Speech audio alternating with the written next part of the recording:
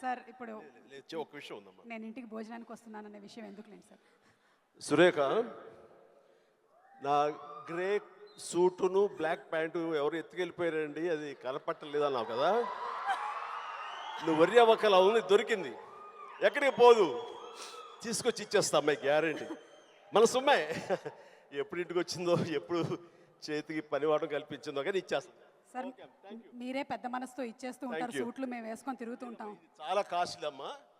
నేను సార్, చెప్పమ్మా. నా ముందు కాస్ట్ ఒక లెక్క. కష్టార్జిత ఎక్కడ ఊరికే పోదు, దొరుకుతుంది ఏదో రోజు. ఓకే సార్, ఇచ్చేస్తాను. Membership. In the presence of Chiranjeevi Garu, I'm very happy to announce the launch of the Telugu Digital Media Federation's membership card.